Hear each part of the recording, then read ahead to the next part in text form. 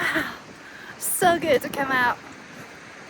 All winter, I felt like I was waiting for the right moment to write a letter, maybe to the version of myself that quietly went into hibernation during the long gray month. I wanted to tell her something simple.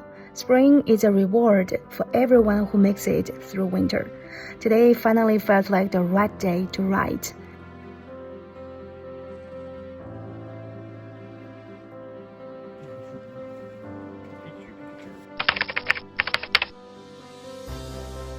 Right now, I'm standing on a ridge, and the wind is blowing straight towards me. Winter wind can be brutal, but today's wind feels different. It rolls over the hills, carrying the smell of a damp earth and the faint freshness of new grass. As it rushes past, it almost feels like someone is brushing the dust of winter off your shoulders. Haibao stands proudly in the wind. His fur ripples, his nose is working overtime, and his eyes are half closed in pure satisfaction, as if he was reading a very interesting letter written by the world itself. People often say spring arrives quietly. I'm not sure that's true. Sometimes it feels more like it pushes the door open, and today the wind is definitely the one doing the pushing. So here's what I write on the first postcard. When life gets noisy, go somewhere windy. Let the first breath of spring clear your head.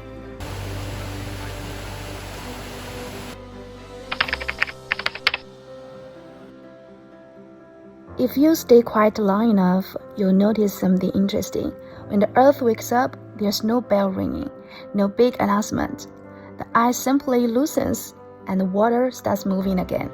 In winter, streams seem tired. Now they are everywhere, running down the hills, splashing over rocks, breaking into bright little flashes of light. Water has a quiet kind of confidence. It goes around rocks, it drops over cliffs.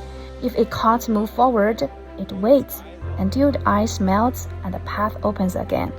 So the second postcard would say this: if something inside you feels frozen, words, feelings, ideas, don't worry too much.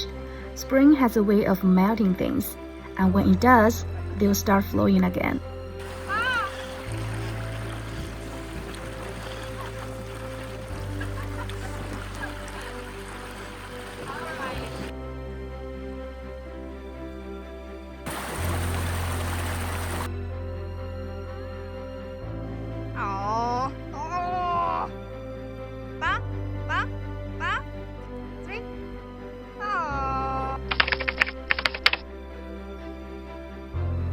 The grass is still pale, just waking up, but life has already returned to the hills. Sheep are scattered everywhere, and horses stand quietly on the slopes. I walk closer to one horse. It lifts its head and looks straight at me. Its eyes are calm and steady, no hurry, no stress, as if it has always known that spring would arrive eventually. And maybe that's the secret.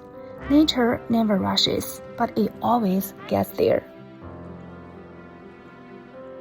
Meanwhile, Haibao has absolutely no interest in standing still. He's already charging up a loosened gravel slope. The path is steep and dodgy, with small wooden gates and little bridges that force humans to slow down and pay attention. Look at him. He runs ahead, comes back, checks the stream, climbs the ridge, then runs off again. By the end of the day, he has probably covered 3 times the distance we have, personally inspecting every inch of the newly awakened landscape. Watching him is a reminder of something simple. The world is still exciting if you let it be. So here's the third postcard. The future may be uncertain, and life can feel busy. But if the wind can still wake you up, if the sun and water can still make you stop for a moment, and if a little bit of new green can still make you smile, then you are doing just fine.